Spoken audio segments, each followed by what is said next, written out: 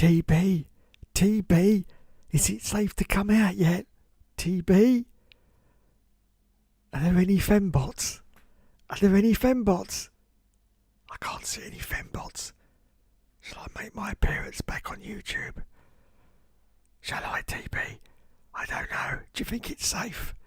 Do you think it's safe to come back?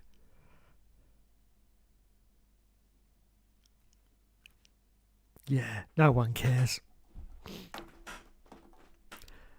Hello everyone and welcome back to the show, live from Norwich tonight.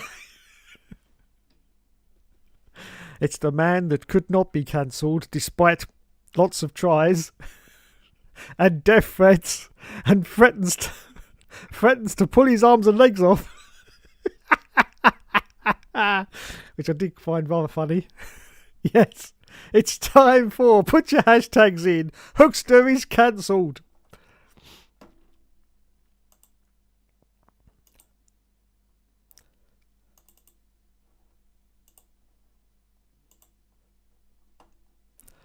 Yes! We are back. Hello everyone and welcome back to another Hookster Talks on this Thursday evening. Thursday, that's right, put it in the hashtags. Hookster is cancelled. With me and Mr. TB the bear. Oh, he's cold. He's cold. TB's freezing cold. What have you been What do you mean? I've just chucked you on the bottom of the cupboard for the last 6 months. No, I haven't. I haven't. You've been downstairs with me eating dinner and everything. What do you mean, no? Anyway, TB's back, everyone. Well, that's his front, actually. There's his back. Yeah. TB the bear has returned once again to the F1 fold. We've got another exciting season in Formula One. Another exciting season, haven't we? Yes, 2025. Lots to talk about and... Hello everyone who's out there. At the moment we just got Bois who says Hookster is cancelled. Yes, put that in the hashtags. Woman hater. That's me. Misogynistic. That's me. Misogynist. Yes. Apparently. Oh. That's outrageous, sir. Absolutely outrageous. Yes, we'll leave that to Elon Musk, won't we? Yes, leave it to Elon. Anyway, I won't say anything for a moment. We'll see if anyone else comes in. This may be it. This may be the cancel stream. Oh, my goodness. No, you've got to expect this because lots of things happen. Firstly, I haven't been streaming on a Thursday since... what was it?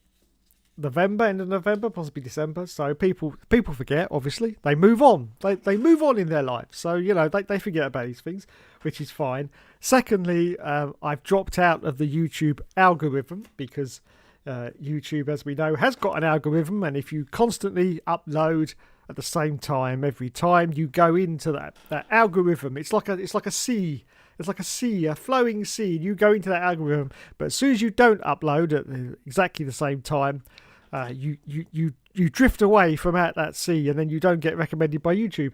And unfortunately, this is what's happened at the moment. But they'll come back. They'll always come back to here. Yes, they'll always come back. There we go. The man whose name I still can't pronounce, and even Google can't pronounce either. Yes, it is Mr. Regara, which I've probably cocked up, but welcome to the Scream. Yes, it is a Scream. It's not a stream, it's a Scream. Hello, sir. Welcome to the stream. He says the goat is back, or maybe second after the sweet people. Yes. Cancel Hooky. Yes. Now,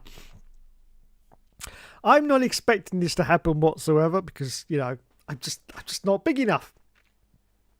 We may get someone, maybe just one person coming into the chat tonight who wants to have a go at me. And I'd just like to say to everyone out there who's watching the stream right now, please. That's it, I'm going to die on air now. Excuse me. I'd just like to say, if someone does come in, please be respectful. If they come in and they're not respectful, I will remove them myself with my little moderator button, so don't have to worry about that. But if they are just coming in and they really want to say something, then please let them. You will be able to interact with them because, as I say, free speech is what I propose around here. So anyone can have free speech and they can say what they like. But if they start getting offensive, I will remove them. But as I say, I don't even think that's going to happen because I'm just not big enough.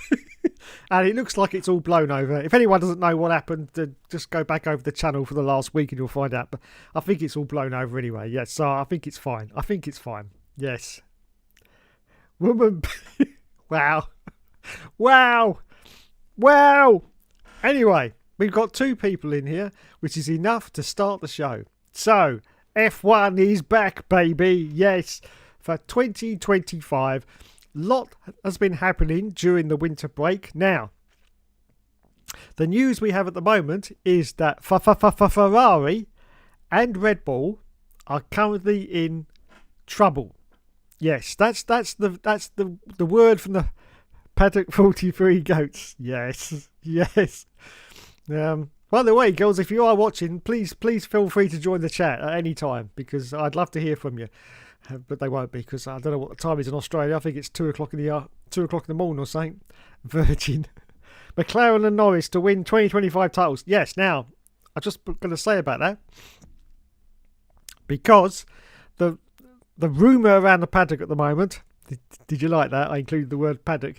The rumour around the paddock at the moment is that Ferrari and Red Bull are in trouble. Red Bull a little bit more so than Ferrari, but Ferrari apparently have found an issue during testing which they are trying to sort out. Clambering is the word. Clambering to sort out in time for the first race of the season. Now, if that is true, that gives McLaren the best chance of getting out there and getting the job done in the first few rounds of this championship. Don't forget, we've got 2 back-to-backs. We've got Australia this week. China is next week. That gives McLaren the ideal opportunity to hit the ground running and get some good results because inevitably the rest of the field are going to catch up. Yes, Ferrari will sort their problems out and so will Red Bull. And so they are going to catch up. So this is the opportunity for McLaren to shine. Absolutely shine. You've got Lando Norris. You've got Oscar's Pastry. He's just signed a huge extension to his contract. I think he's going to be racing for McLaren until 2050 or something like that. I think it was a 3-year deal. I'm not quite sure. But anyway, so Piastri's there and Lando Norris. So they've got the best chance of anyone of getting some good results in these first early rounds. Now, of course, this all could be sandbagging because if anyone remembers back in the Mercedes day, the heyday of the Mercedes, every year Lulu would come out and say, I don't think the car's very fast this year. I don't see us being as good as we were last year. I remember those words every single year, and then the Mercedes would come out of the box, completely dominate, and that was it. Yeah, it was all just sandbagging. So we don't know if that's true or not, but the rumour is that Ferrari and Red Bull are in trouble, or they found issues in testing, which was only a couple of weeks ago, and they're trying to sort them out. But we can't believe anything that happens in testing or any of the rumours, because I'll say it's just a rumour. That may not even have any credence in fact. It may just be a rumour. But if it is true, that could be a brilliant start to the season. They might do a Renault in 2006 or Braun. Yes, justice for bimbos. Women's supremacy. Yes, I agree. Women are superior. Yes, I said it here first. Yes, you are right, Mr. Rugara. McLaren could come out of the box and do a Renault or a Braun. Now, as we know with Braun, that after they worked out the double diffuser, try and say that in a hurry, they did actually start to catch up, and Jenson Button at the end of the championship only just won that championship. It got very, very tight in the end, didn't it? And the performance of the car definitely took it didn't take a downward dip. It was because the other teams like Red Bull had worked out the diffuser, and so they'd become as competitive as the Braun. So yes, but in these early stages, McLaren, because I've heard no whispers from McLaren about having any problems whatsoever. So if they can just continue the continuity that they were starting to have towards the end of last season, which was very good indeed, still not up there with Max. But as I say, if Red Bull are in trouble, this could be their greatest chance to shine. Now, unfortunately, from past experience, McLaren seem to have a very poor job at the start of the season getting up to speed.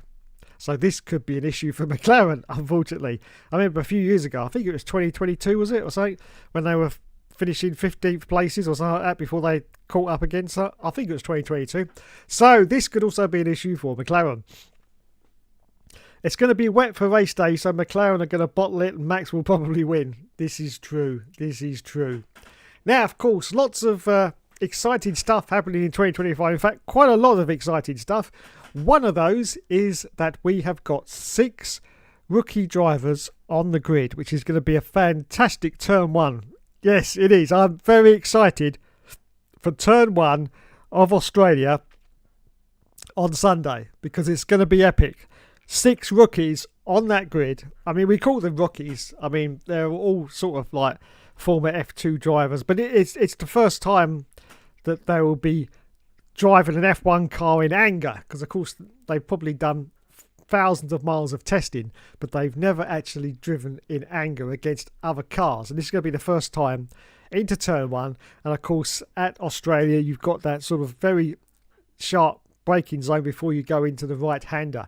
It's not as bad as some of the other circuits, but it is still something to look out for. So I'm very excitedly waiting for turn 1 to see how the 6 rookies on the grid are going to do. Watch all 20 cars finish just to disappoint us. Yeah, exactly. Now, I mentioned rookies because we're going to go into the time machine now and go all the way back. I can get it up on the screen here. I'm going to go all the way back to the year of 2000. Yes, 2000. Let's make myself smaller here. That's what she said. To the year that Jenson Button, who was a rookie himself, entered the sport. Yes, entered the sport. He's now 45 years old. Wow, he's still fairly young, isn't he? Still fairly young. I can't believe that. But he entered the sport in 2000 for the very, very first time, Formula One, as a rookie. Don't forget, as a rookie, in, of course, the Williams FW22. And there it is, in all its glory. I have to say, I was never a fan of that livery. It was too bland. I mean, there's lots of sponsors on there and it does look a little bit better, but when it first came out of the box in 2000, I was a bit, yeah, it's all right, but it's nowhere near the iconic Rothmans livery of Williams. Of course, it couldn't be Rothmans because I think they'd got rid of the tobacco sponsorship by then. But even though I was never a fan of that livery, and now, of course, obviously this is the BMW colours because this was the first year of Williams' partnership with BMW, of course, after a pretty disastrous couple of years using the Z-Tech, which was a Renault customer engine in 1999 and 1998, after, of course, Renault pulled out of the sport after the 1997 season. They didn't do as bad. I mean, I've said they did terrible. They really didn't do as bad, but of course, nothing like the success that they'd had with the Williams engine in 1997 and so on and so forth. So they went into this with a partnership with BMW, hoping for great things. Now, a lot of hype was said about Jenson Button at the time. Now, over here in the UK, our TV was ITV, which showed the Formula One races, and they hyped Jenson Button to death. They really did. Oh my God. I seem to remember the first race of the season, which was probably Australia. They just absolutely went to town. There was literally like an hour programme about Jenson Button being at Williams. Now, this was all well and good, but how well did Jenson Button do in his first year at Williams?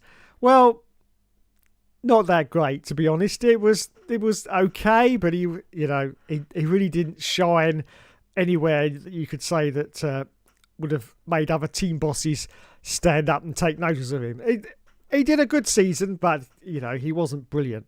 But I'm saying this now because this was apparently 2000, the resurgence of Williams. This was Williams' comeback year in 2000 after a disastrous couple of years with that Z-Tech engine. And now, once again, we have another resurgence of Williams under the directorship of Mr. James Vowles, who has absolutely sold us with this dream, this vision, that Williams are going to return to being competitive, maybe even super competitive. I have to say, James Vowles is a very, very good car salesman. He really should be selling cars because he has sold this image of Williams, which is just, it's so high up there. I can't believe it myself sometimes. And he's even managed to convince Carlos Sainz that this car is going to be so good that he's managed to sign Carlos Sainz. Now, of course, there's been a lot of, toing and froing about Carlos Sainz. He didn't quite want to go to Williams, which is understandable because he was at Ferrari. But he's managed to convince Carlos Sainz that this is going to be the resurgence of Williams. Now, unfortunately, this just reminds me a little bit of Eddie Irvine when he left Ferrari and then he went to Jaguar. And we all know what's happened there. I remember Eddie Irvine himself saying, I think in about 2 or 3 years, this Jaguar is probably going to be the car to beat. But at the moment, it's just not competitive. And of course, Jaguar, actually, before they were Stewart, and then Ford came in and took over and promised such great things. But unfortunately, it didn't really come to fruition because Jaguar, they really didn't do that well, did they? In the quite short time that they were in Formula One, they really didn't deliver on the promise that, and there was a lot of money invested in there, a lot of money, but it just didn't come to fruition, unfortunately. So this is like Reset Part 2 again, where Williams, according to James Vowles, is going to resurge. Now, is this going to happen? I'm not quite sure, to be honest. My gut tells me no, due to the fact that Williams over the years has gradually been, scaled down, and in its present configuration, although James Vowles has taken on a lot more staff, but just before this configuration, they were laying off staff. Things were going wrong. There wasn't really anyone, big in charge of the team for the last few years. There wasn't a sort of team director that you could sort of say was like a Zach Brown character or a Toto Wolff. There wasn't really anyone there after Claire Williams left, of course. So it's been in the doldrums a little bit. But James Vowles, like Superman, has flown with his underpants outside of his trousers from the sky and said, no, Williams, we are coming back to the front. Now, is this going to happen? Sadly, I don't think so.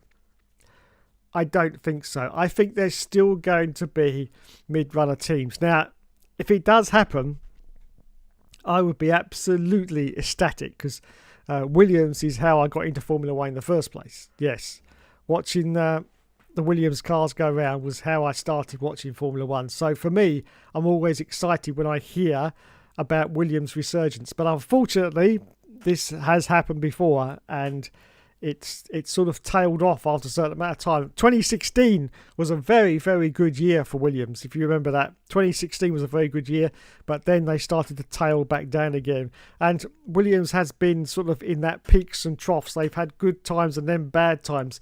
I think the worst time really was Nico Rosberg when he was with them in 2006, when they unfortunately had to go with the Cosworth engine because there was no other engines available just before the season. So I had to go with the Cosworth engine, and that Williams car in 2006 was an absolute dog. It really was. The engine, well, Cosworth, who have been around for a very, very long time in motorsport, but they really weren't, a front-running engine supplier in 2006 for Williams. And so for that season, unfortunately, Williams took a downward spiral. It really was a bad.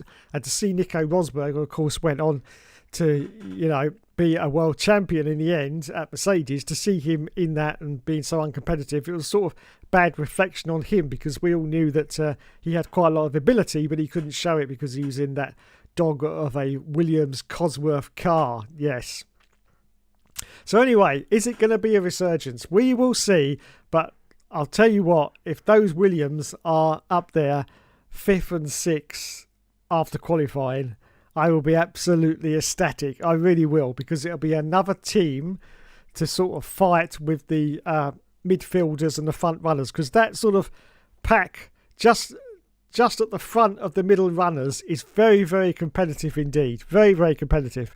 You've got the front runners and then you've got the middle pack, but the top ones in that middle pack, it's a very competitive situation. And if Williams could be in that front of the middle, as I like to call it, then I would be very excited indeed. But we will see what happens to Williams, whether they resurge or whether it's just all smoke and mirrors for Mr. James Vowles, and Williams are just going to be the same as they've been for the last 5 or 6 years. That's something to look forward to, though. Yes, indeed. Right, let's just go back to the comments for a minute.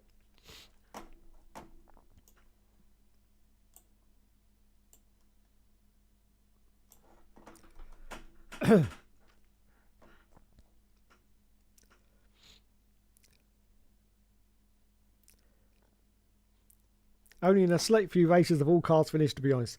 And Visual Monkeys violated him for putting him at the back of every game they made. Yes, that is true. Yes, I noticed that as well. Yes, Visual Monkeys, they always put poor Jensen right at the back for some unknown reason.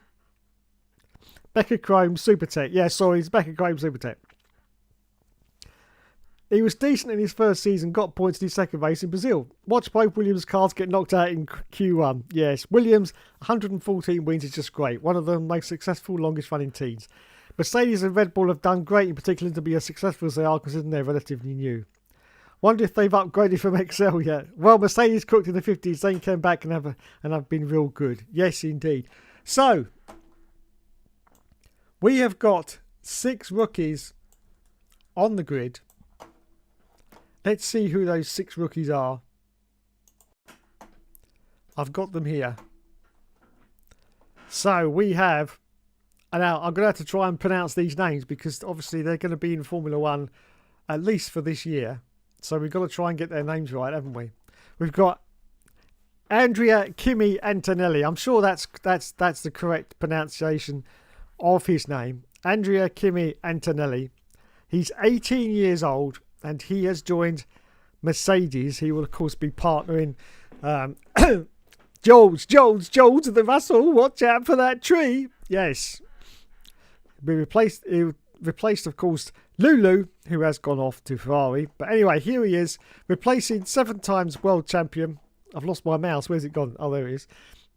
Replacing 7 times world champion Lewis Hamilton will be tough for any driver, let alone an 18-year-old with just 1 season in Formula 2 under his belt. Wow, that is pretty epic. 1 season only. Usually they do about 2 or 3, don't they, in Formula 2 before they graduate to Formula 1. So that's going to be a real baptism of fire into Turn 1, definitely. Andrea Kimi Antonelli has been keen to stress he is just another Mercedes driver and not Hamilton's replacement. However, as a Silver Arrows protege since the age of 11, big things are expected of the Italian. Antonelli took first place in first practice at the Italian Grand Prix in Monza last year.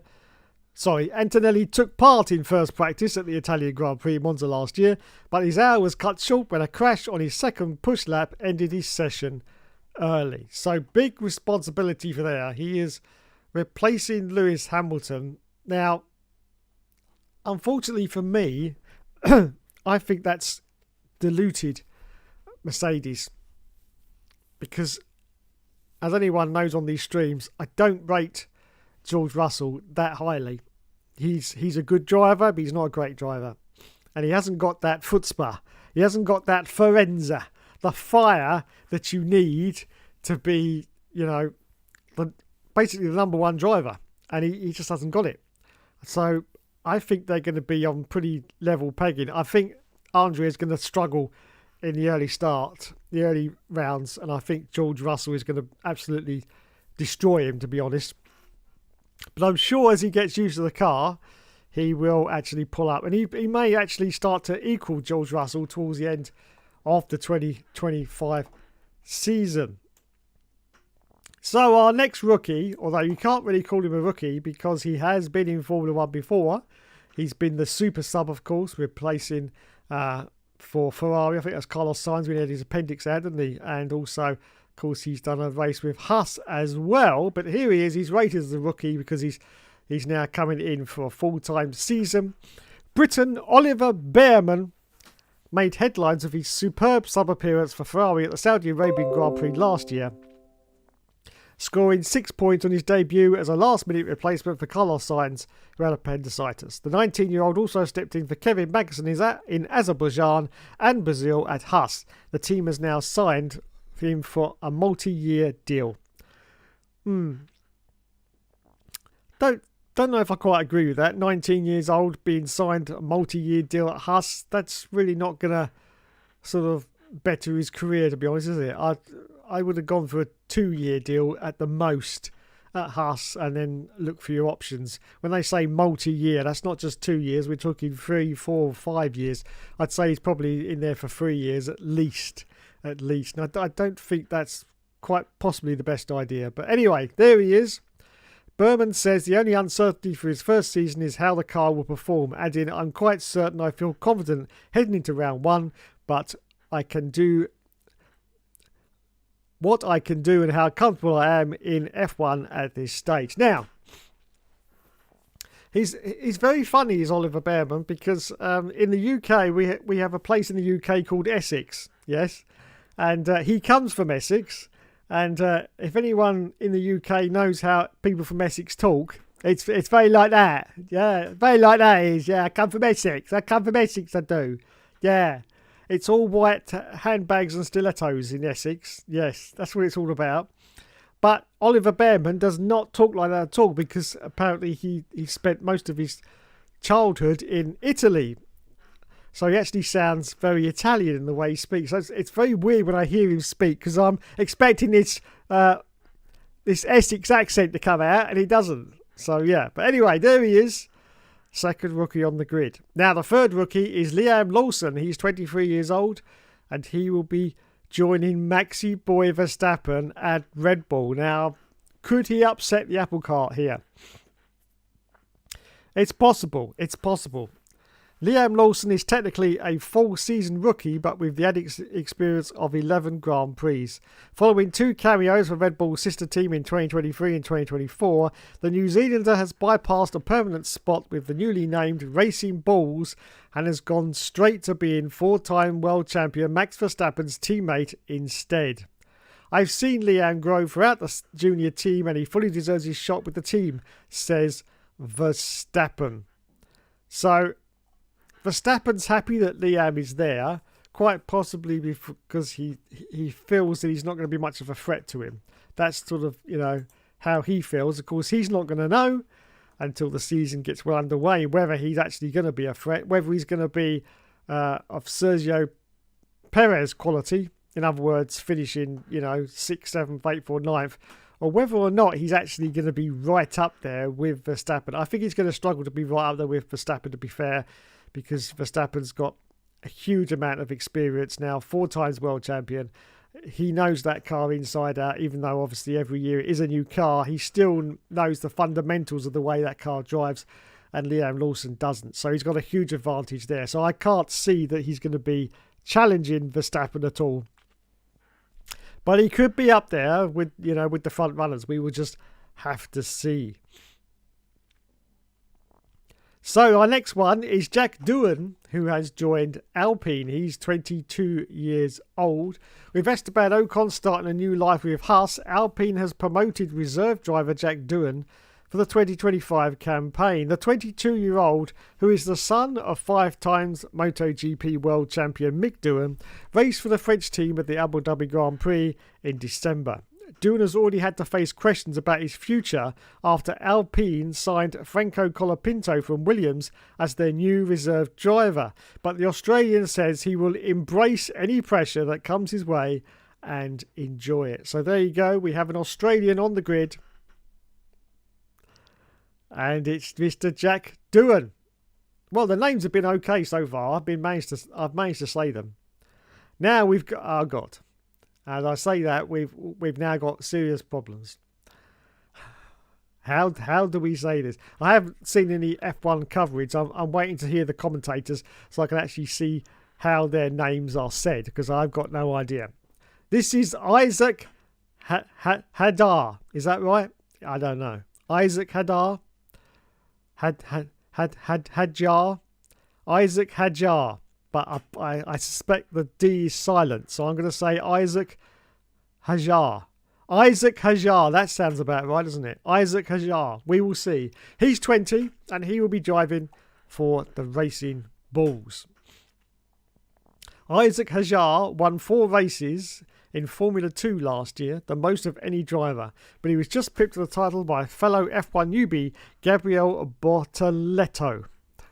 Blimey, these names. Frenchman Hadjar was the final piece of the 2025 puzzle to be put into place, and he will be up against experienced teammate Yuki Tsunoda, who is starting his 5th season with Red Bull's second team. Great little Yuki.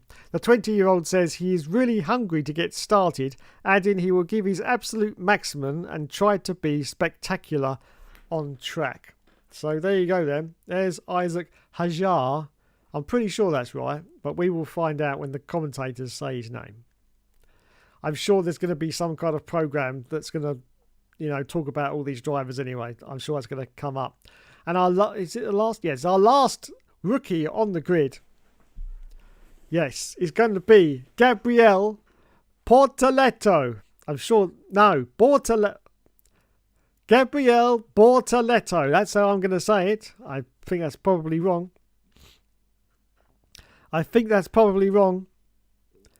Where's he from? Oh, he's Brazilian. Gabriel Bortoleto. Yeah, I'm going to run with that. He's 20 years old and he is going to be joining Sauber. What a baptism of fire. Joining Sauber. Worst team on the grid last year. They did score a point, didn't they, or something last year? I can't remember. But, oh my God. That is a baptism of fire. That really is. Because that team, and of course this is their last year as Sauber before they get taken over by Audi. If Audi can actually be bothered to turn up in 2026, because at the moment it looks all up in the air, because there's lots of problems happening behind the scenes at Sauber, soon to be Audi. I mean, Audi right now are in charge of that team. The name can only be changed because of legal reasons in 2026, but at the moment Audi is in charge of that team, fully in charge of it. But last year it's done absolutely terrible, and I can't see, to be honest, any improvements this year. Anyway, Gabriel Bortoleto is following the footsteps of Charles Leclerc, George Russell and Oscar's Pastry as a rookie driver who is the back-to-back Formula 2 and Formula 3 champion. Now, yes, that's the right way to go about it. So he's a Formula 2 and Formula 3 champion, and he's coming to Formula 1. So he's got great credentials. The Brazilian produced an eye-catching display during his title-winning F2 campaign when he went from last to first at the feature race in Monza. While Audi-owned Sauber will be unlikely to challenge for podiums, Bortoleto says his mindset of trying to win will never change. So there you go. There are the 6 rookies on the grid for Australia. Let's go back to the comments.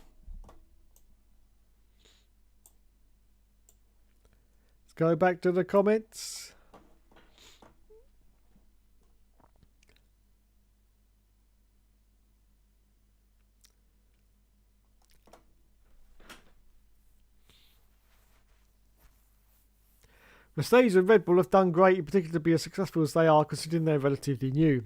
Wonder if they've... Oh, no, I've done all those. Kimi will probably be another Michael Andretti. Remember that car crash? Yes, I think everyone remembers the Michael Andretti car crash. Lawson will upset the apple cart of Marco and will be in the bin come Zandvoort. Yes, quite possibly. Quite possibly. You got Isaac's name roughly correct. Oh, thank you. Thank you. That was a good attempt. I've never actually seen his name, so yeah. Andrea Antonelli, Mr. Win or Crash. Hajar won't do much. He'll be in a Red Bull by the end of the season anyway because he'll be the only option when they get sick of Lawson by mid-season. Audi aren't in charge of the team yet. Oh, okay. Bortoletto will do okay given the crap car he will be in. Yes, indeed. Right. So, I saw some laps going around Australia yesterday, so let's have a look and see what the latest goss is on Formula One right now. What have we got? Top stories. It has to be Lulu, doesn't it? It has to be Lulu as the top story. Key questions. No, that was actually 2 days ago. Have we got anything more up to date? Independent. Joyous life. Wow.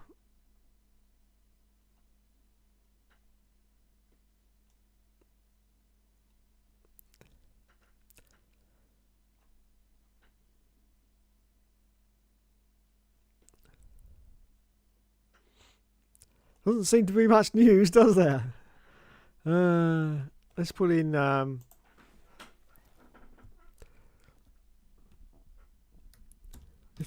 Oz Grand Prix. See if we get anything come up there.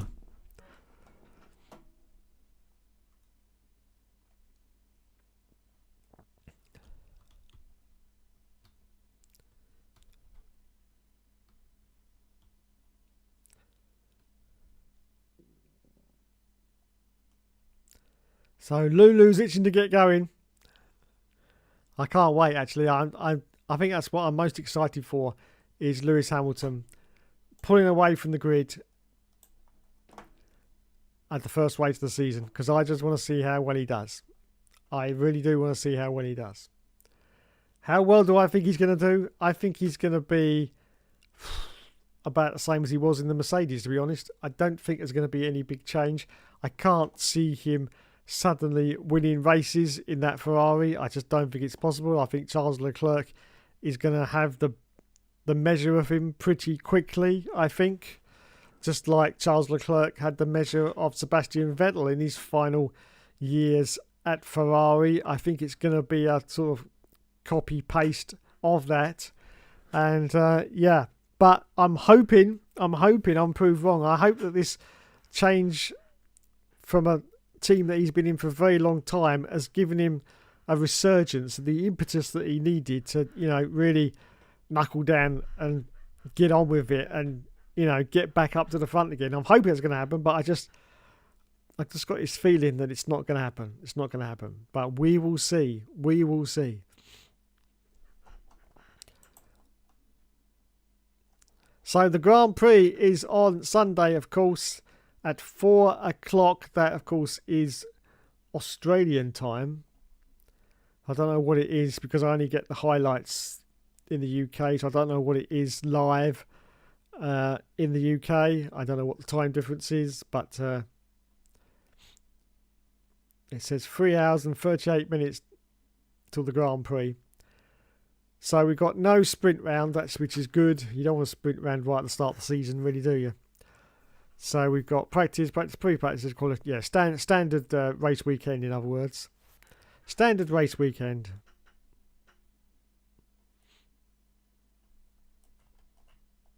There you go. Let's go back to the chat. Let's go back to the chat.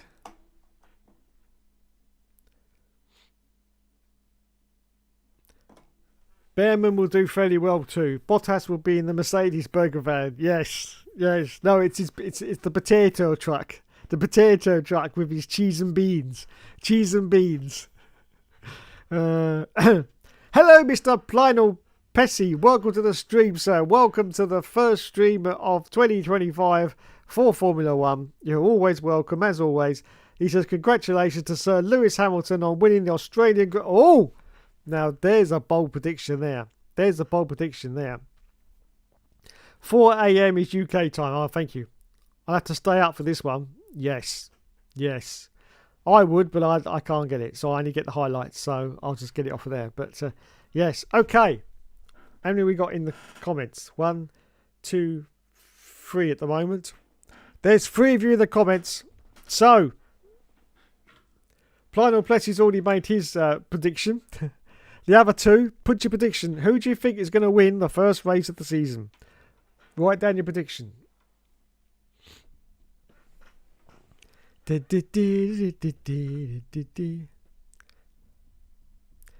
Get Puff Daddy on the all seasons rubbish. Yes.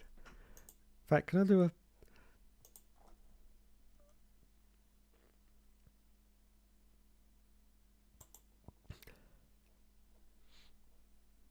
There we go. Let's do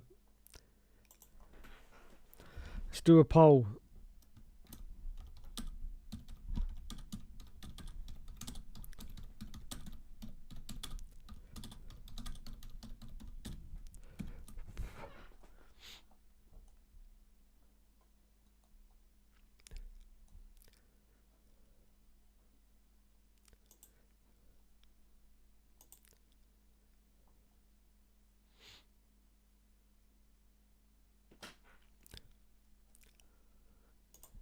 No, I can't do a poll because it won't let you do what I want to put in. Anyway, just put it in there. Who do you think is going to win the first race of the season? Get Jerry Halliwell on the all seasons rubbish. Jerry Horner. Max if it's wet. Norris if it's dry. Get the goats of Paddock 43 on the all seasons. Leave it now. Leave it. Oh my God. That was blown hugely out of proportion. It really wasn't that bad.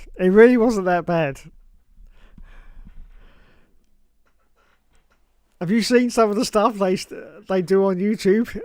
Yeah. Mine really wasn't that bad. There's been tons worse than that. And as I've said before, that video's been up for 6 months. It has been passed by YouTube as being not offensive because it's monetized. It's fully monetized, that video. And so YouTube have looked at that video.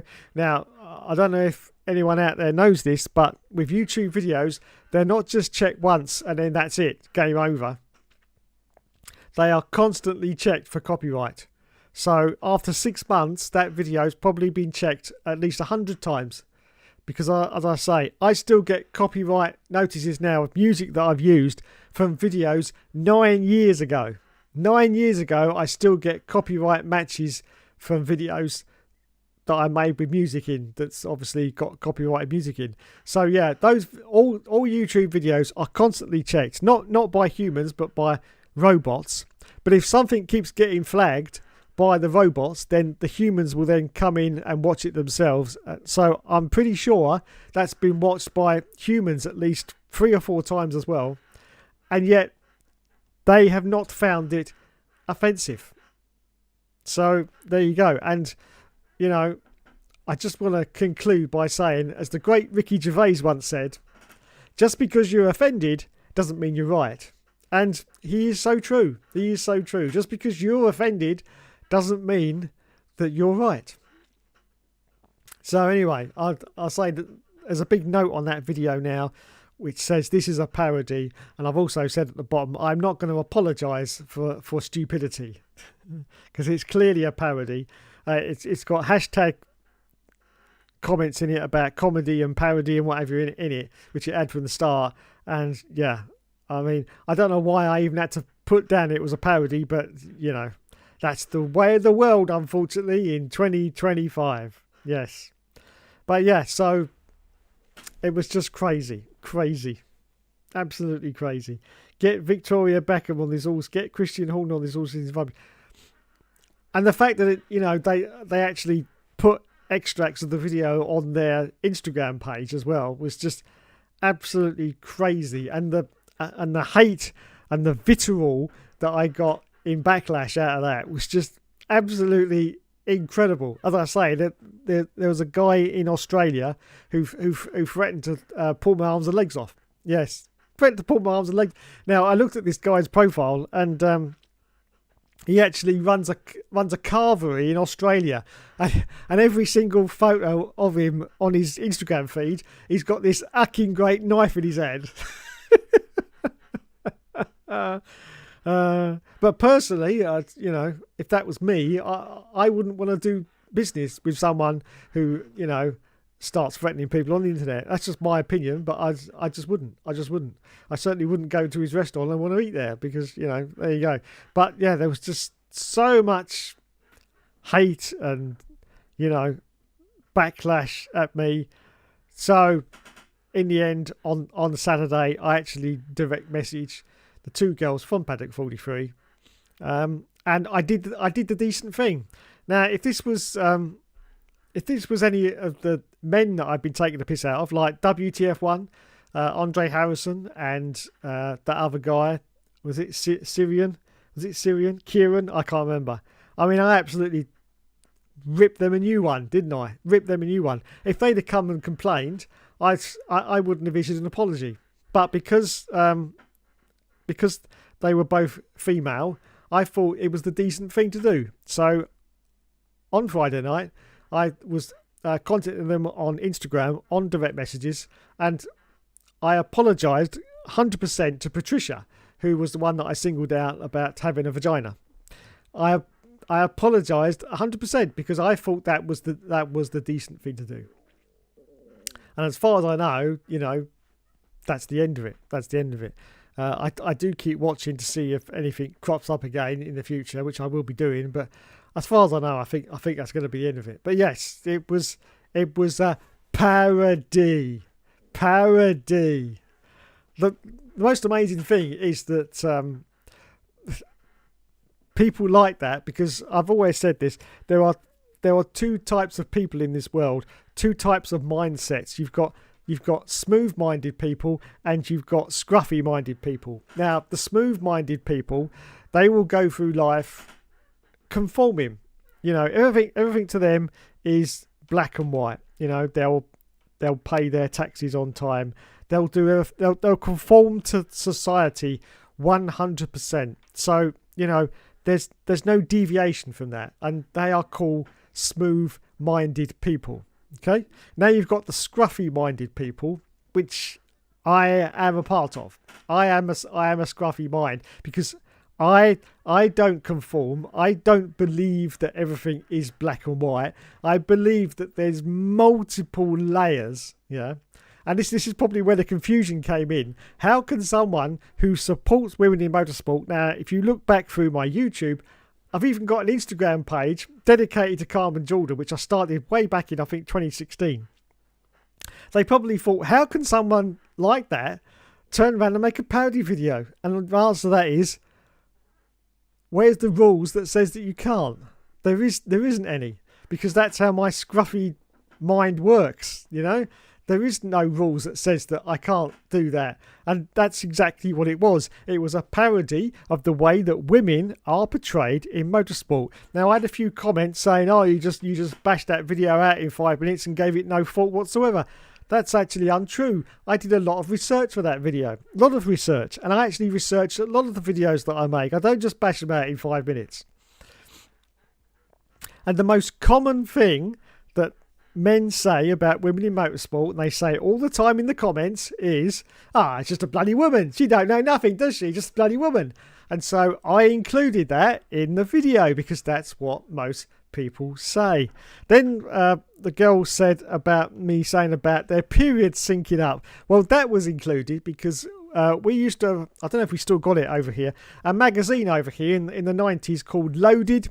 It was basically a lads mag. It was full of it wasn't a porn mag, but it was full of, like pictures of Jordan, if I remember, Katie Price back in the day, and pictures of, girls. And then it was all pure lad stuff. It was, pure lad stuff. I didn't buy it. I used to buy a magazine called PSW, PlayStation World. And for a couple of issues, I think down on sales or whatever, they gave away this loaded magazine. So I had it for free. I wasn't going to buy it because it was pretty puerile stuff. Even by my standards, it was pretty, puerile stuff.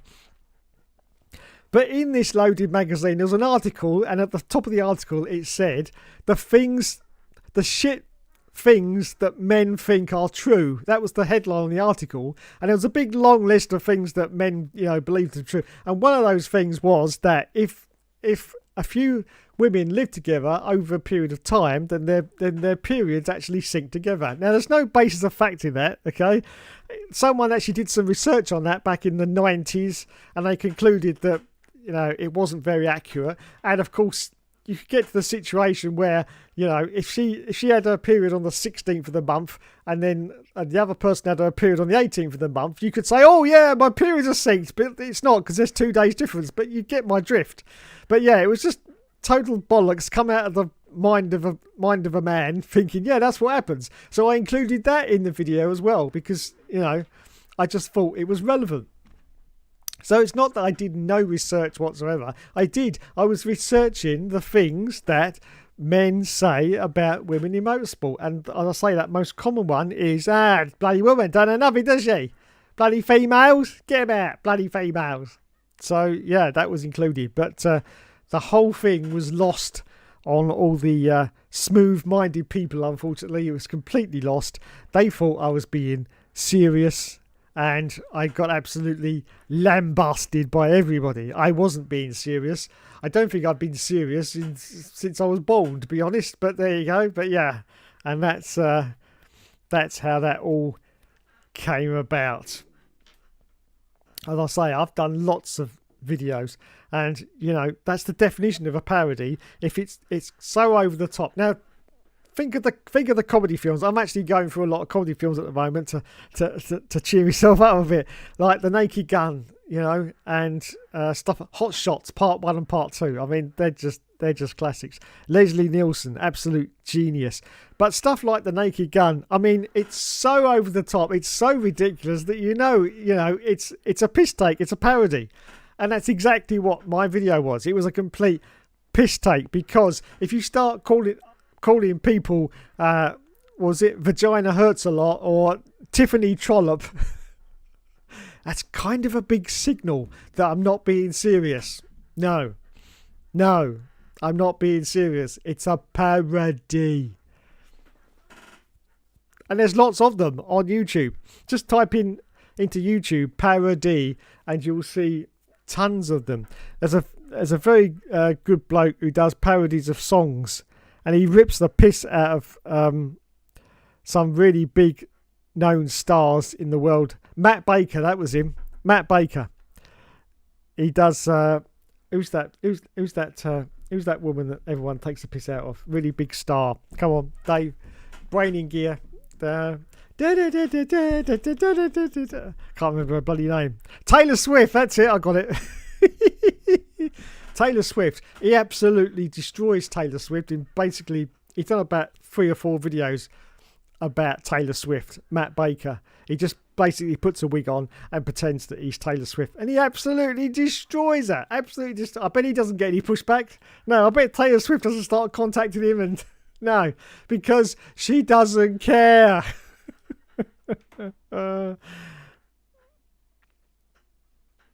She doesn't care. No.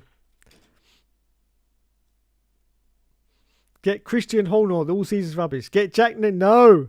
You live in the hard land of Chatham. He wouldn't stand a chance. This is true.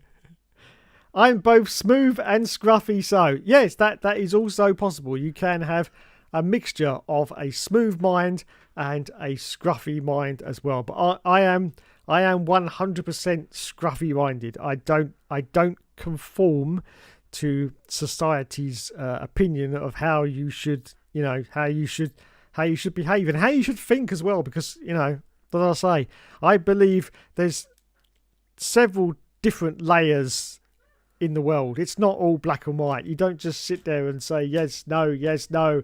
I pay taxes. I do this. I pay my bills on time or what have you. You don't have to. You don't have to. It's It's your life. You can do what you like as long as you don't get into trouble and as long as you're not doing anything illegal. Don't do that, kids. No, don't do that. Okay, stay within the law. But you can still have a scruffy mind and be totally law-abiding. I mean, I've never been in trouble with the police. I've still got a scruffy mind, but I've never been in trouble with the police. But what I'm saying is, you don't have to conform to what society's opinion is supposed to be of you. You know, you're supposed to. I mean, as a woman, you're supposed to grow up and you're supposed to get married. In fact, you're encouraged by the government to get married. Because when you get married, you get a married person's allowance, which you don't get when you're a single person. So basically, the government wants you to get married because then you are a bigger contribution to society when you're married. So the government encourages you to get married because you get that married person's allowance. So all through your life, it's all decided for you. You start to grow up and then you have to go to school. You have to go to school for God knows how many years. I can't remember. What is it? 8, 9, 10 years you have to go to school. And then once you leave school, you have to find a job and you have to go to work. And then while you're at work, you're supposed to meet someone maybe at work or after work. And then you're eventually supposed to get married. So you can get that married person's allowance. Yes. And then you can pay more taxes. And then you can continue the cycle on and on and on and on. But you don't have to. You don't have to conform. You really don't. I say, as long as you're not doing anything illegal, do what you like. Do what you like. And I've got 100% scruffy mind. I don't conform to society's norms about what you should do and what you shouldn't do. And so if I want to go and make a parody video, despite being a supporter of women in motorsport, I will. Because there's nothing to say that you can't. Nothing at all. Anyway. You have a scruffy mind in more than one way. This is true. This is very true. Bart Baker, that's it. He doesn't do them anymore because he sold out. Oh, did he? Did he sell out? Oh, that's a shame. I haven't seen any of his videos for a couple of years, but I know he was doing really good work on Taylor Swift, I must admit. But so he sold out. What's he done? What's he done to sell out? Probably something, I don't know. Just a little footnote though of something that I have learned, and that is that those girls at 43 Paddocks, yes, I've actually managed by Veloce Esports. Yes, Veloce Esports, the same Veloce Esports that sacked a certain Mr. TRL Limitless for his indiscretions. Yes, indiscretions. So there you go. Just thought I'd get that one in. Right, how long have I been waffling for? Sold out to some Chinese app, then came back and did one song about some sort of Bitcoin. Oh dear. Oh dear. Oh dear. Yeah, a lot of them done that. I'll tell you what I saw about 6 months ago, and I was really getting into it. Kermit the Frog on Omegle. Have you ever seen those videos? They're on YouTube. Let's just break it down. It's Kermit the Frog talking to women on Omegle, okay, and then after a few seconds, he's got a cucumber. Now you can imagine what happens to the cucumber. You can imagine the scenario of a green frog and a green cucumber. Okay, I'm not going to spell it out for you, but you can just imagine what happens. Kermit the Frog and said cucumber. But those videos, they were really good. And the bloke that did them was really great as well. But unfortunately, he sold it all to another company, and now they run it and they produce and make all the videos, and he doesn't even do anything. Doesn't do anything. He's just sold it all to them, and he doesn't make the videos anymore. They just distribute all his back catalogue of it because he's got a load of videos. His back catalogue, they just distribute it all, but he doesn't actually get involved in it anymore. So it's well weird. But there you go. So there you go then. The Grand Prix is back on Sunday. Yes, well excited.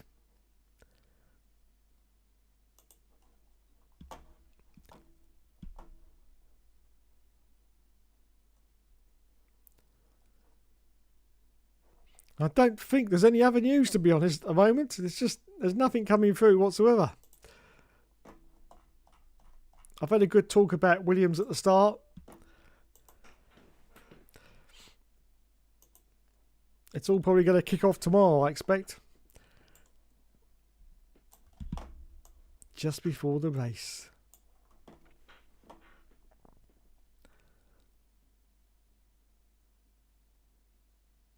Just looking at the key points we got at the moment. It's all seems to be Lulu. Daniel Ricciardo is back in business. Now, I would click on that, but it's from GP Fans, which are a very well-known rumour site, but none of those rumours are ever actually true. So, just to give you an example, I wouldn't click on it. And Planet F1 is also another rumour site that, I mean, there's nothing wrong with their articles, but they're all rumours. They're all basically rumours. They're not anything you want to sort of take on board. I mean, you've got The Guardian. They're pretty trustworthy, although they've had a few problems last few months, but they have been pretty trustworthy. What have we got? Have we got any practice updates? I'll accept your cookies.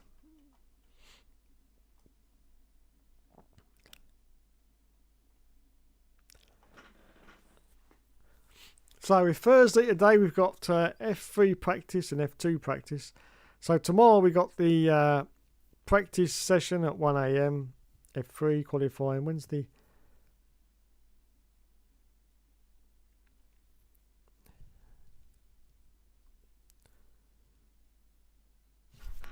Oh, here we go. It's on Saturday. 5 a.m. is the GP qualifying. That's called Australian time.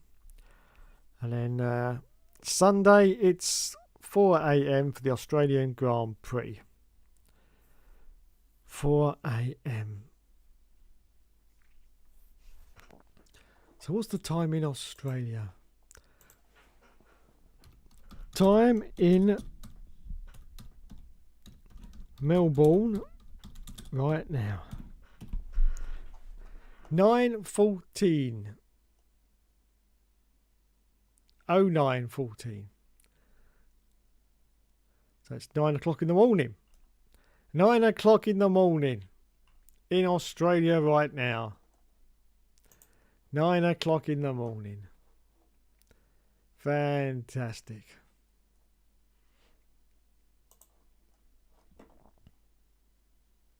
The Guardian and anything but, yeah, that's true.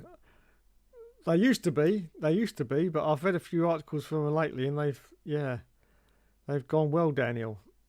Really have. They made a video on YouTube which had so many untruths in it. It was unbelievable. I watched it and went, "What?" I actually left a comment and said, "Yeah, have another go." Your 5 worst F1 games. Where has Will gone? I don't know. Where has Will gone? I haven't seen Will. He was in the comments on my Hookster is back video because he said brilliant. I haven't seen him on the All Seasons for quite a while now, but yeah, he's not here. But as I say, it's the first stream back, so as I say, people forget, and that I've been away for 3 or 4 months, and people forget, and of course I drop out of the algorithm as well, as I've said before, because if you do it regularly, then you stay in the algorithm. But I think I shared it out to everyone. But as I say, it'll pick up. Don't worry. Right, my 5 worst F1 games.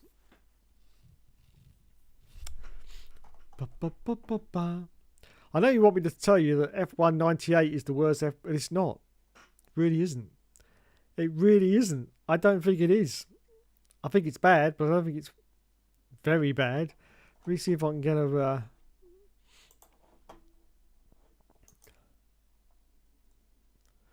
notepad on the screen.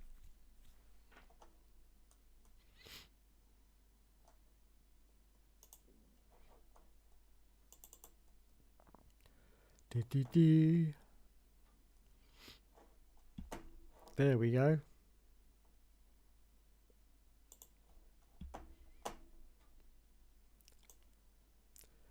There we go. Let's make me smaller. Let's make the notepad smaller. And whack me up there somewhere. There we go. So.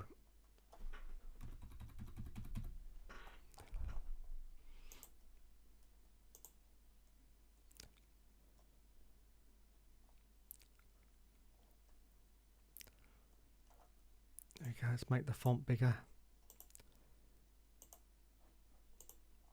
Are they big words now? Yeah, they're big words now. Right, okay. No, I'm going to go backwards.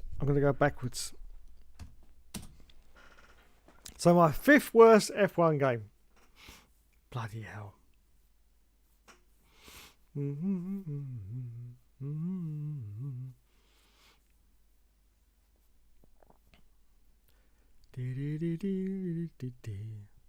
I presume we're talking all of them. Yes? All of them. Right, okay. Well, my most disappointing game that I was excited for was Formula 1 99. Because that game was hyped a lot. But when it came out, it really wasn't very good. No. The collision detection was horrible, to say the least. The collision detection was diabolical, in fact. You could basically materialise inside cars for a few seconds and you had this horrible effect. It was just, yeah. But the hype for the game was very, very high indeed.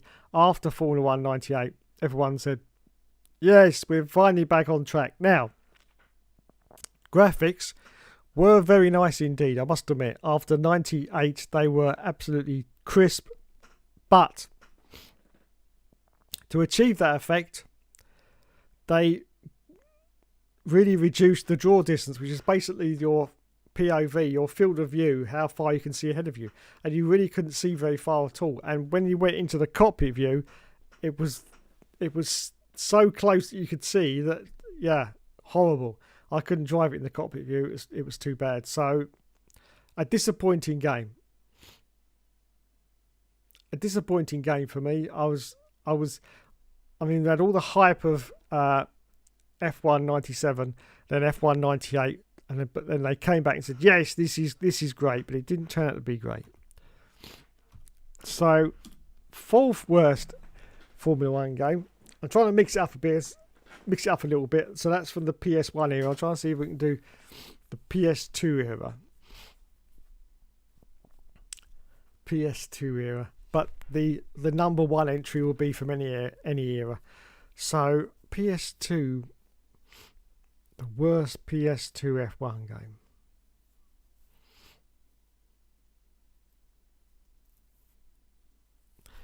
Naturally, you'd probably pick F105 because of it was easy. But it was a very good game. The graphics were sublime, even better than F106. So I'm not going to say F105. I'm going to say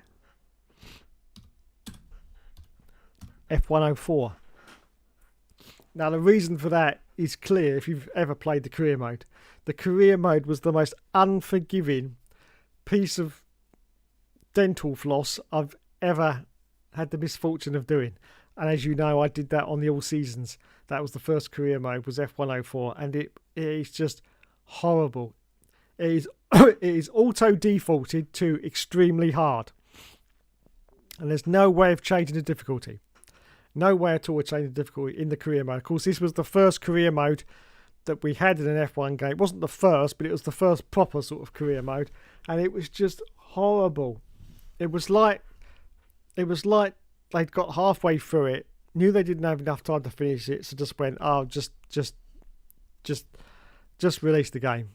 Because of course there was no way of patching it, because there was no patches back then. So that was it. That was the game that we got.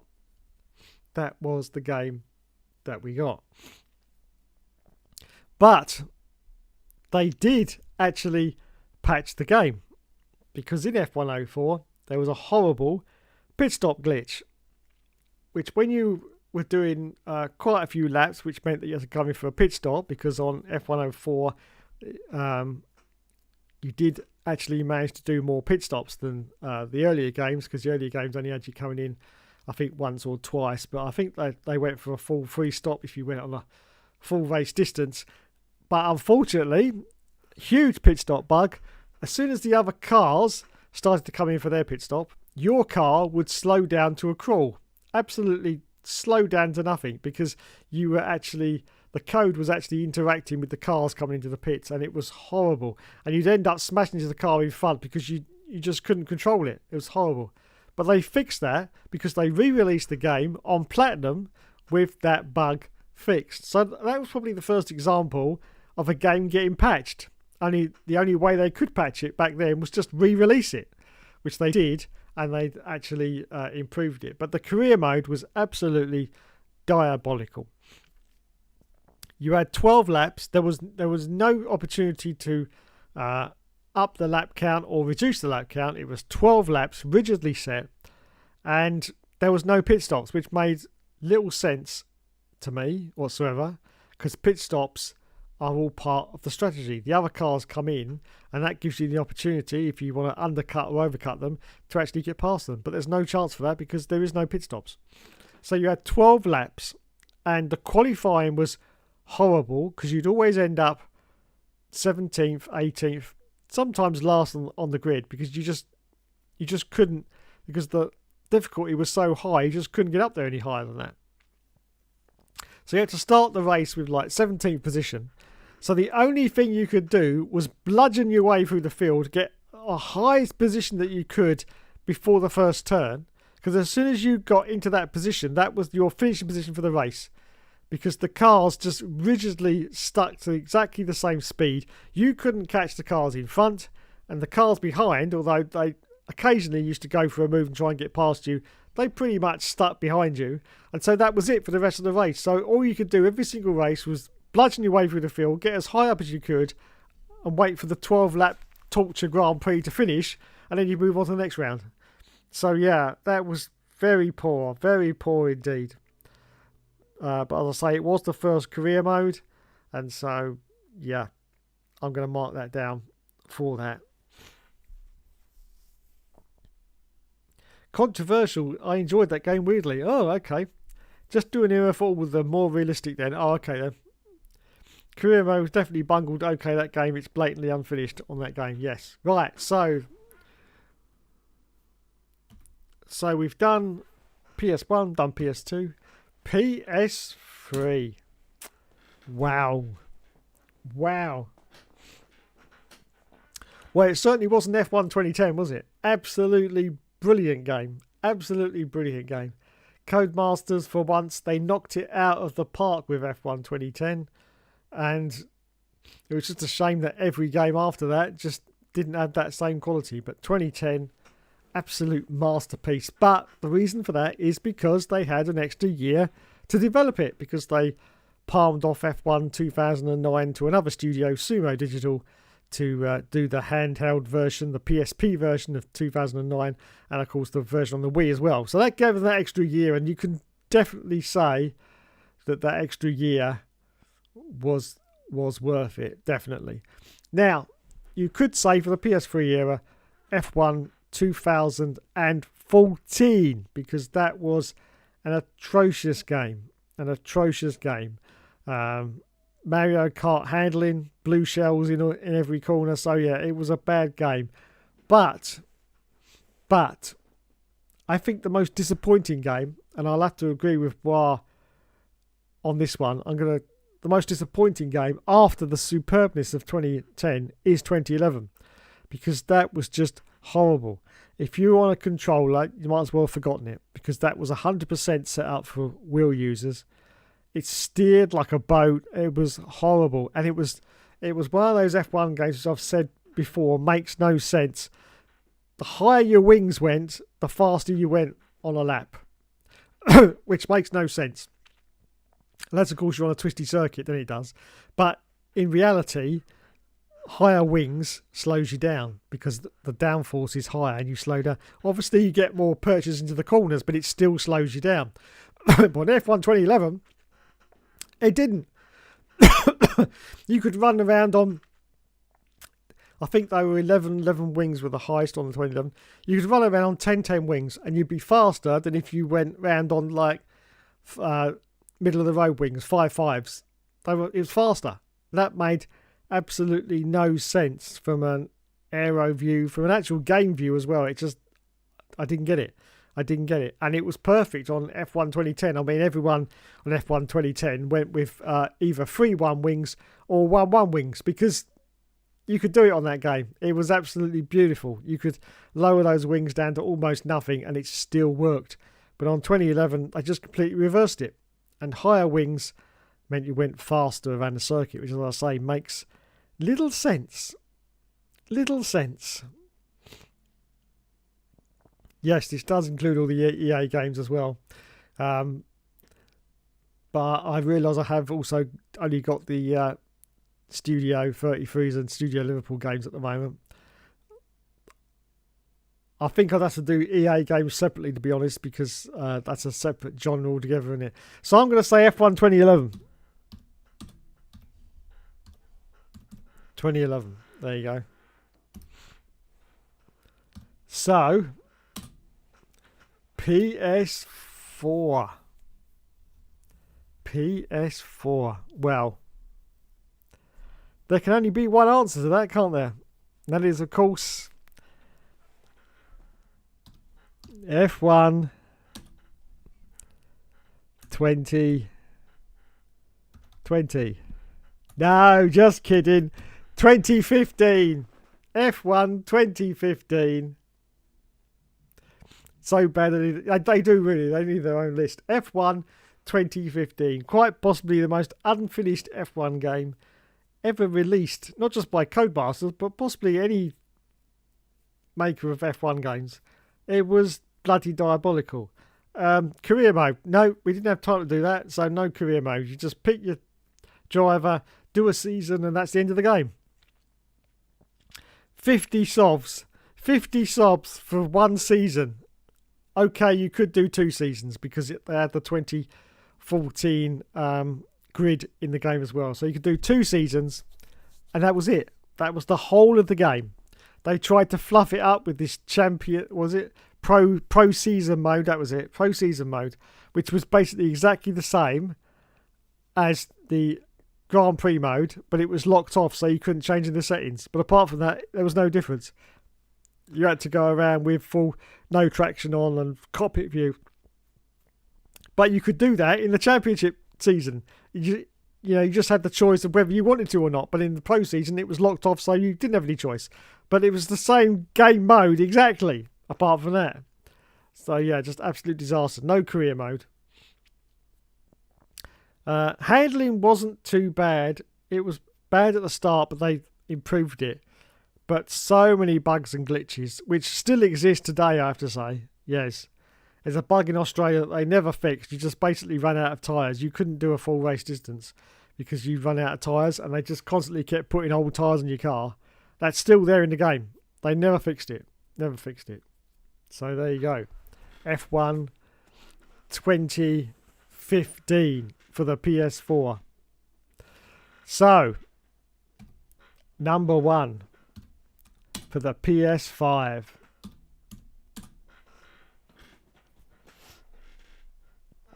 Well, after doing 3 seasons of testing this game, let me just think if this is worthy or not. PS5. Well, we haven't had many on the PS5, have we? 2020. Ah, yeah, it's going to be a toss-up, you know. It's going to be a toss-up. The collision detection never was in that game either. That's true. It's going to be a toss-up. 22 or 24. 22 or 24. Now, the trouble is, the handling on 22 is diabolical. The handling on 24 is very good indeed. Number 1 is for all eras. Okay. All eras. The worst F1 game.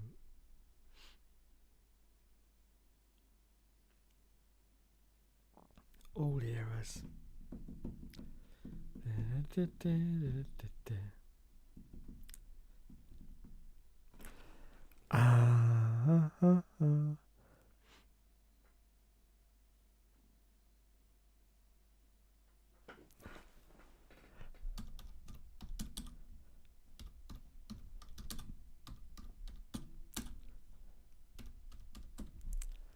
There you go.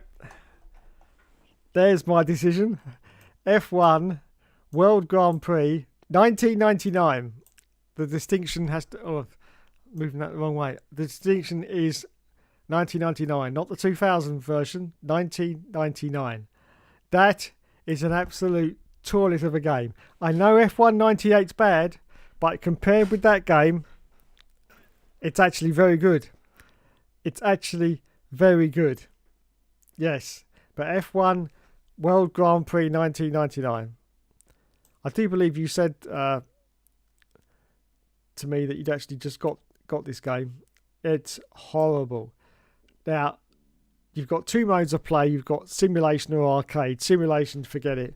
You're just spinning around like a top. Even arcade is still very, very difficult. But oh my God, everything about this game was bad. The worst thing about it is that it was a PlayStation port, which means that it wasn't just on PlayStation. It was on other platforms as well, and it was ported. Now, ported games are never that good because instead of starting from the ground up and making a game, they just basically alter the code from a game that's been on another platform, probably PC, or maybe it was on, I don't know what the consoles were around at the time, Dreamcast, something like that.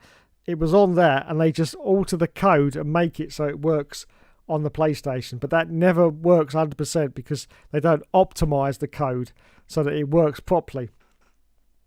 The slowdown off the grid on that game is just epic. It literally goes down to about 2 frames a second when everyone pulls away from the line until they all get going again, and then it speeds up again. But yeah, that is because of no optimization when the game was made. They just bunged it out, and there you go. The menus take around a minute. I know. That is purely because of the lack of optimization. As I say, they basically got the code from another game. I can't remember which one. I'll say Dreamcast. They've got the Dreamcast version and they've just altered it so it works on the PlayStation. But when I say work, it's a very loose term. Very loose term indeed. It just kind of works. So yeah, that's my prediction for the worst F1 game of any era. A game that probably shouldn't have ever been made. I think that was made by Eidos, wasn't it? Who was still making Tomb Raider back in the day. Let me click that in the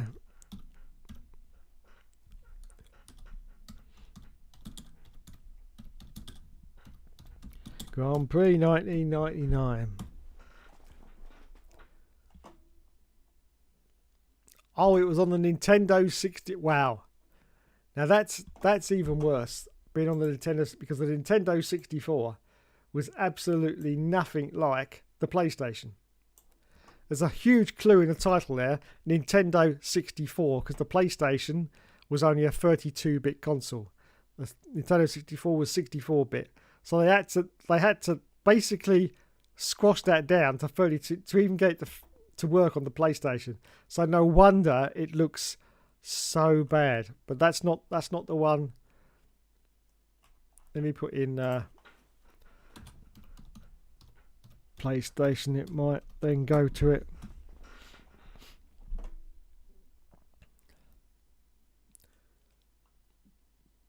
There it is. There it is. Oh my God. Doesn't seem to be on Wikipedia though.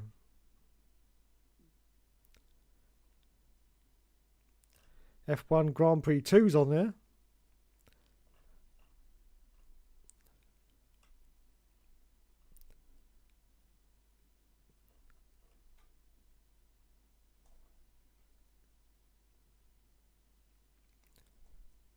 Season review, let's have a look.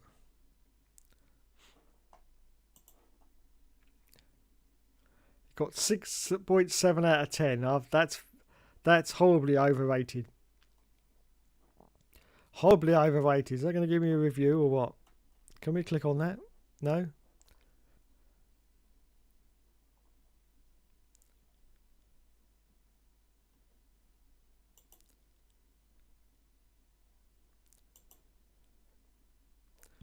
Oh, it's working. It's working.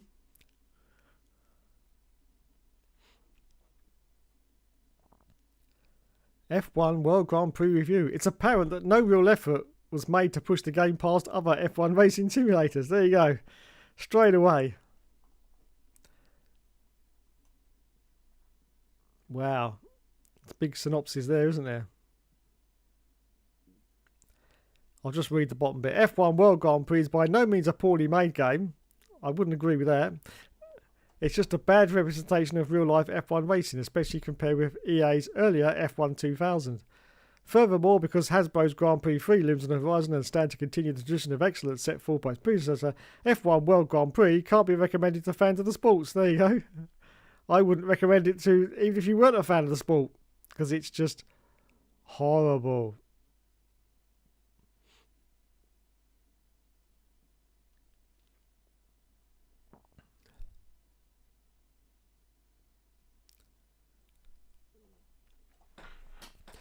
The game's graphics also detract from its realism. Your steering wheel, which in F1 cars normally displays a wide range of telemetry information, shows only a small and inaccurate RPM indicator. All other relevant race information, such as lap times and speed, is located in the top left corner of the screen, which means that you'll have to take your eyes off the track to check your standings. In addition, even when running in full colour, the game suffers from a grainy and dithered look. You'll also notice minor graphics glitches throughout the game, like rubber skid marks on the grass and dirt surfaces. I just admit I've never even saw that. Fortunately, the cars themselves are shiny and authentically detailed, and the game supports a number of different camera views, including an interesting first-person perspective that simulates how an F1 driver sees through his helmet. Really? Really?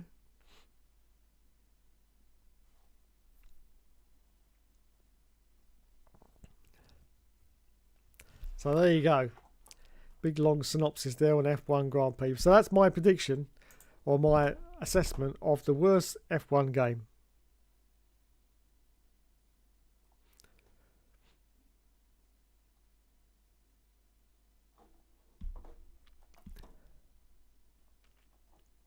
Yet the PS1 was still more powerful, yes. They just have one wiki page for all versions. It's Mr. Plant Pot in the house, everyone. Yes, let's have a hang on. You know what Mr. Plant Pot wants? He wants what everyone wants, and that's TB the bear. Let me make myself bigger. That's what she said. Here we go. It's Mr. TB the bear. Give a wave to the plant pot. Yes, give a wave to the planty pot. TB the bear. Everyone's favourite. He's so cold. He's so cold, this bear. Perhaps I shouldn't just shove him in a box as soon as I finish these streams every week. But he's so cold. So cold. And he's dusty. He's Dusty Bear. Dusty Bear. He's all dusty. Look at him. Oh my goodness. It's like I don't care about you, TB, but it's not true. I do. I love you. I love you. Yeah. He is dusty. Very, very dusty. Anyway, we all know who TB's voting for, don't we? Yes. He's a Lulu lover, aren't you? Yes, Lulu. Lulu.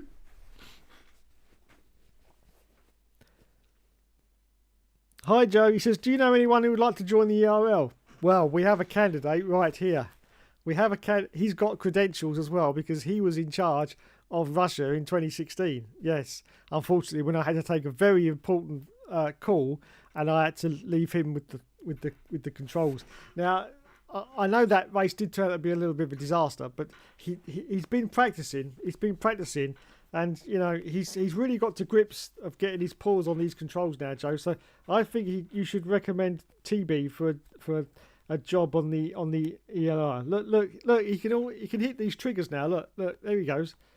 The other one's a bit difficult for him because he hasn't got a very broad chest, so he's got to really stretch out. It is the brake pedal. Yeah, he has a problem with the brake pedal, but I'm teaching him, Joe. I think he's gonna come on pretty decently. You know, I think he'll be winning in a few races. I'm sure he will, won't you, TV? Yeah.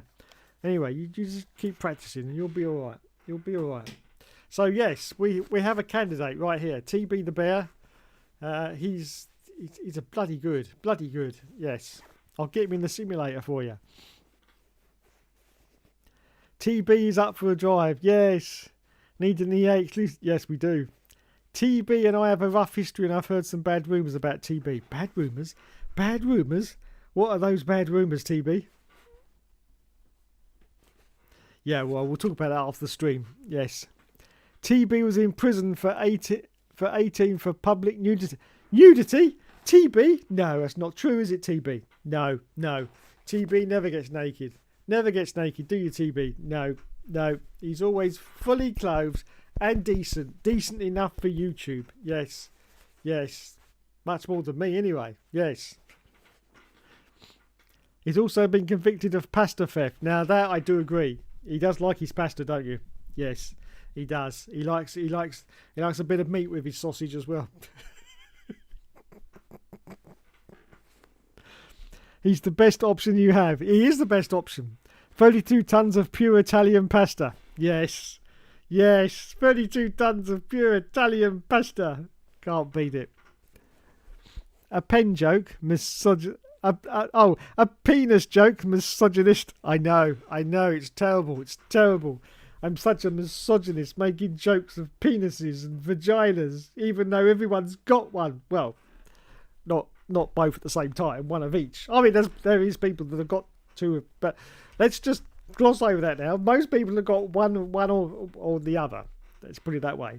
Yes, you mustn't make jokes about penises or vaginas. No. I have a pair of pliers with that bear's name on it. TB, cover your ears, TB. Naughty man was talking about pliers. That's it. He's got his ears covered. He can't hear you, Joe. He's got his ears covered up. Look, everyone's favourite bear. Pliers. I don't know, pliers.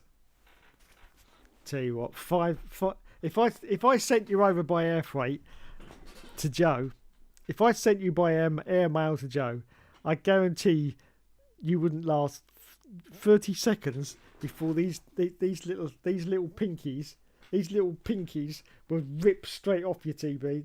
Rip, and the little leggies, look at these beautiful little leggies, mate. Oh my God, they'd be screaming for mercy, probably nailed to a wall with a nail gun, something like that. So don't worry, it's not happening. I'm not sending you. No, naughty man. He's not getting you. No. Look at his little face. How could you do that to his little look? Oh, angry TB. Look. Tiger. Angry TB. Happy TB. Angry TB. Happy TB. Dave was a hammer with your name on it, Plant Pot. He wouldn't be able to race without hand, and I doubt he'll have limbs for much longer. EA list Dave. First blue, give way. Yes. I talk about putting him in a microwave too. I don't give way to anyone, apart from concrete. Put you in the microwave? No.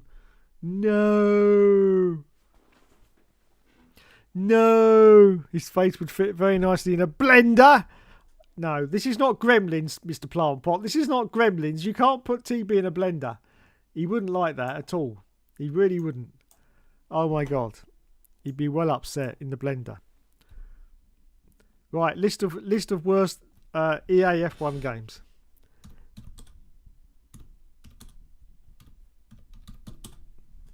In the blender. Or basically anything solid.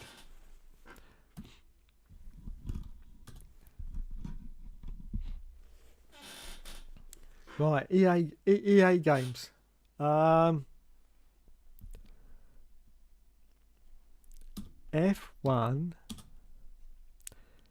Fifth worst. F1.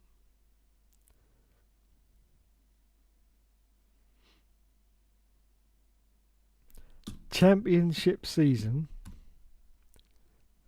If I can spell.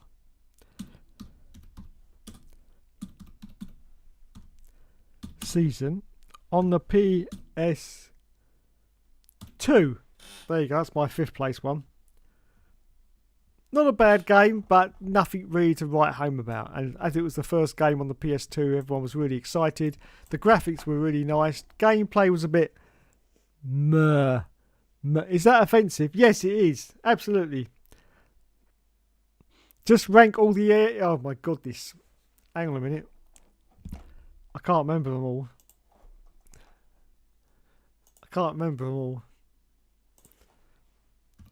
EA F1 games.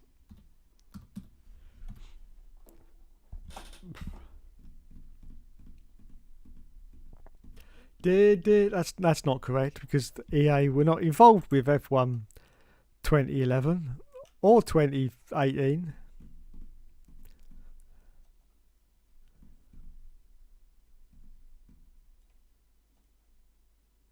So annoying. So annoying when they do that. Just because they take over a company, they then just like, oh yes, we did it all. We did it all.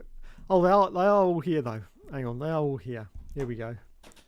Let me make that a bit smaller so I can still see the chat.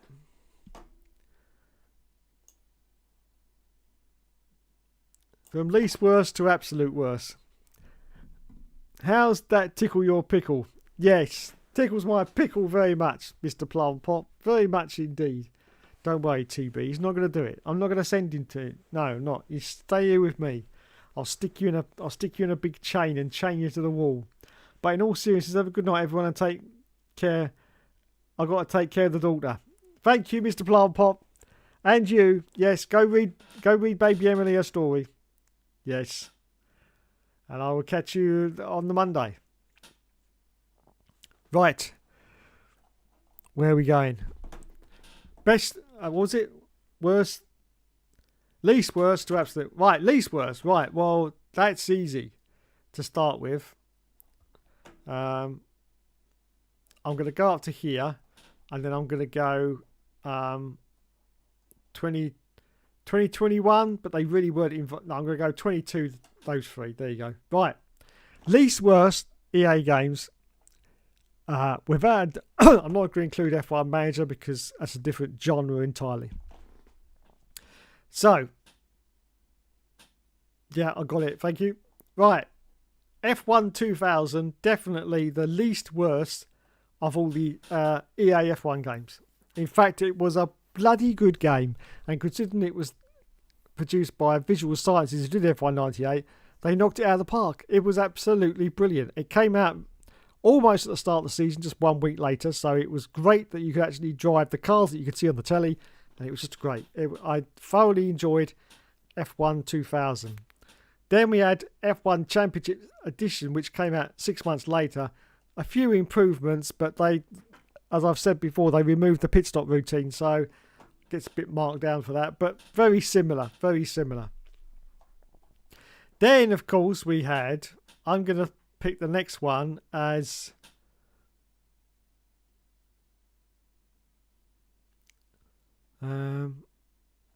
those two are exactly the same game, aren't they? F1 Career Challenge. F1 Challenge, yes. So the next one, Visual Monkeys. Remember, we don't give that company respect the name. Yes, Visual Monkeys. So the next least worst one I'm going to say is well, I'm going to split these up into the first gen EA games and second gen. So it's just this section here. Then I'll do the three at the end afterwards, because you can't compare PS2 games to PS5 games. That's ridiculous. So we've got that. So my next pick is going to be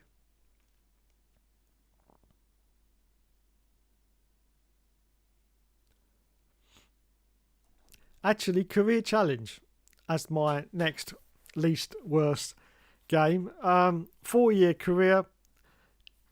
Still wasn't very good, but at least they made an effort and tried to do something a little bit different. So I'll pick that one. Bring back... Hello, Mr. Poochie here. Welcome to the stream, sir. Wow, long time no here. Bring back Bizarre... Oh, I wish they could, mate. I wish they could. They went off and did Project Gotham Racing, didn't they? And then we never heard from them again. I don't even know if they're still going now. I don't think they are. I think they've disbanded. But yes, bring back Bizarre Creations. Oh my god. They were epic. Really were. Really were. So, I'm going to F1 Career Challenge. And then what have we got left? We've got 2 left. Signosis. Yes. We've got 2 left. So, of course, I'm going to go for F1 2002. Still a very bad game, but how you been, Dave? Oh, I've been fine, thank you, mate. I had a little problem last week with a video that I made. It caused a little bit of controversy, but I'm getting over it now. They tried to cancel me, but I'm still here. I'm still here. So, of course, as you know, the worst one I'm going to pick is F1 2001 because of First Blue.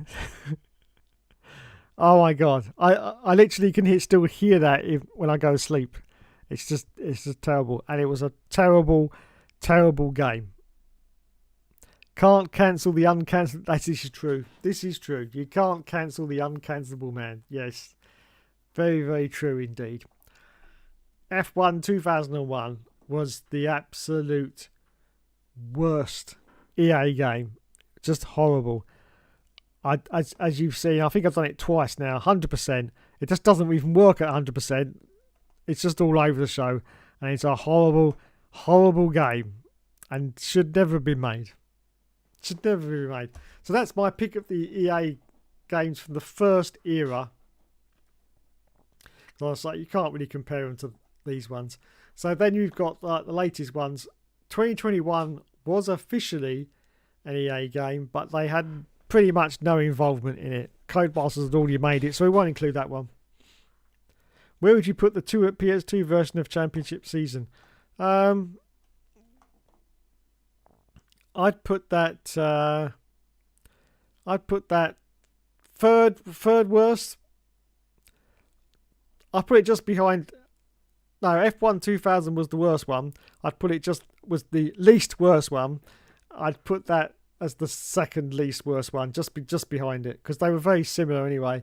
But it scores marks down because they removed the pit stop routine, which was the only way they could get rid of a problem of F1 2000 being too easy. But you don't really put a band-aid on it and hope for the best, and that's what they did. And not many people noticed it, but I did. So yeah, I'd put Career Challenge as the worst. It's the most undriveable. True, but I still going to go for 2001. Purely because of the blue flag situation, which used to drive me nutty.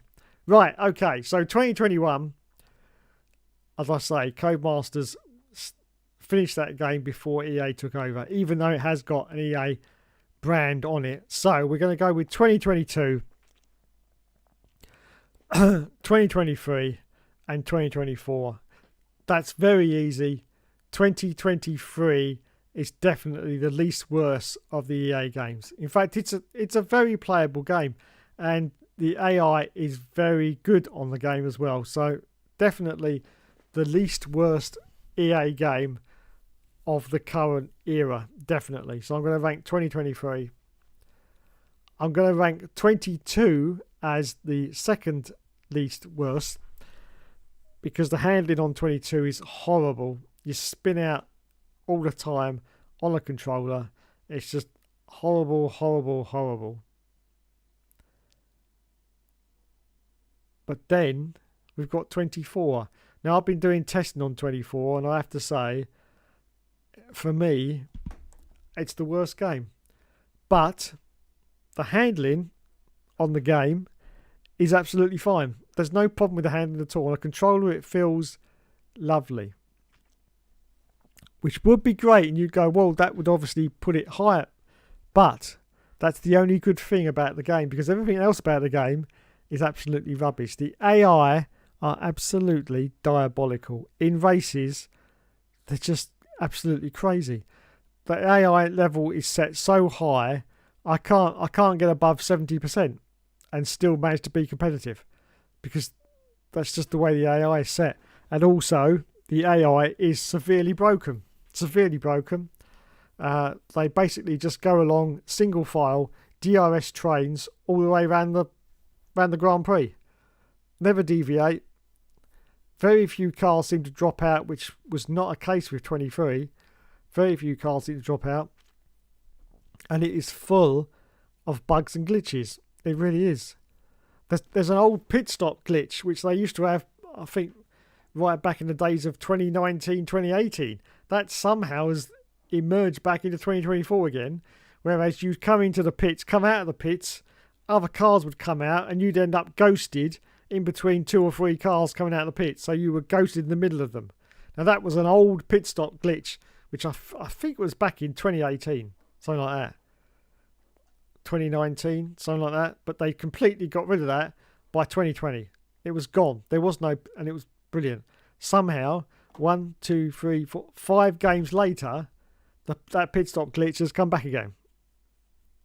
I don't even know how that's possible, but it is, and it's come back. And so it's horrible. And so you usually end up losing 2 places because those 2 cars that are ghosted in front of you have actually got out of the pits faster than you have, even though it's because they're ghosted in front of you. So, oh my God, 2024 at the moment is definitely the worst one. Yeah, well, you start playing it and you'll know what I mean.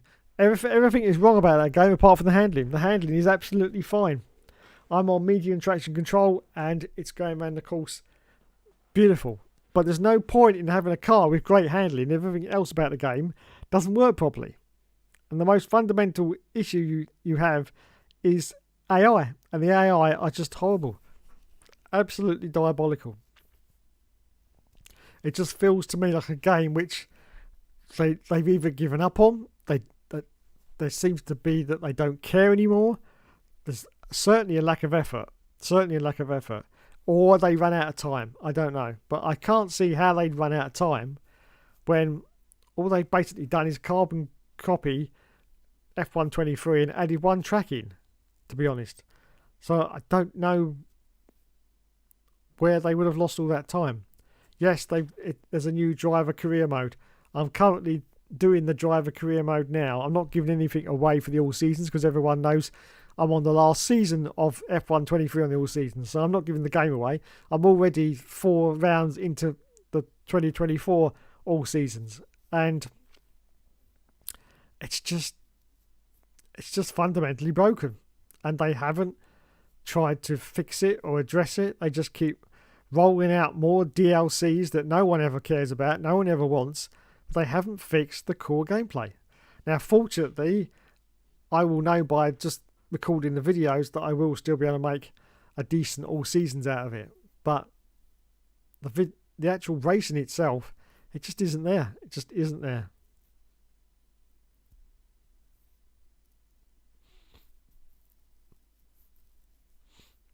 That's the PS1 version. There's a PS2 version of it too, the pre-Christmas run. Yeah, that was pretty bad as well, I must admit. I bought 24 for 20 quid, still haven't played it. Give it a try. At least it wasn't the pit stop glitch of 2010. Oh yeah, that was bad, I must admit. Yes. Holding you in the pits for ages and ages and ages. Oh my God. Apparently the only copy of F107 PS2 can be found somewhere on Jupiter, but no one's ever retrieved it. That would be great. I'll tell you what, that would be worth me building a rocket ship to go to Jupiter just to get that. Because that would be fantastic, wouldn't it? Fantastic. Well, they wouldn't have bothered putting 2007 out on PS2. Sony aren't quite EA. That's true. It's very true indeed. Well, there you go, everyone. My first stream back after the big break. No, we don't want to save the changes. Thank you very much. We'll get rid of you now. And thanks so much for WStream. Thank you so much for joining us tonight, Mr. Poochiehead, to Mr. Boyle, of course, as well. We also had Mr. Joseph Planpot joining the house earlier, and we also had Plynal Pessy was in there, and the man whose name I can never pronounce, Mr. Regal, was in there as well. And I think that was everyone. Yes, it was. So there you go. Thanks everyone for joining me. Anyway, as I say, first Grand Prix on Sunday. I tell you what, I am genuinely excited. Yes, I'm always excited for the first race of any season because it's a clean slate. Nobody knows what's going to happen. Then you get 4 races in and boredom sets in, and it's like, oh yeah, it's another season again of boredom. But the first race, really exciting. I'm really looking forward to it. I'm looking forward to turn 1. I'm looking forward to those 6 rookies on the grid. What's going to happen? I think we're going to have a huge pile up. I'm hoping and praying we have a huge pile up into turn 1, because that would be great. That would be great. I'd love that. I thought the PS2 version of Champions League was pretty good, to be honest. It was okay. It was okay. Cancel Dave. Yes, cancel Dave. You're quite right. I should be cancelled.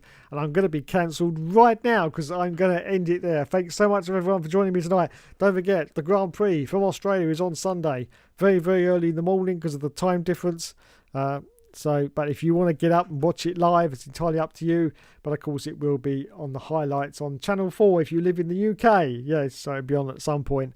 I think it's on in the afternoon on Channel 4, the highlights. Anyway, thanks so much for watching, everyone. Time for another session of McLaren bottles and the most pathetic championship battle in history. Yes, that'll happen. But I'm still excited for that first pull away from the grid at Australia. That first pull away from the grid into the first turn. That's the most exciting part of the season, because you just don't know what's going to happen. You don't know the pecking order. You don't know the performance levels of the car. You don't know anything. And then, as I say, probably about half distance in the race, it'll be, oh God. Oh God, not this again. Not this again. But I'm also praying that losing Adrian Newey has been a huge blow to Red Bull.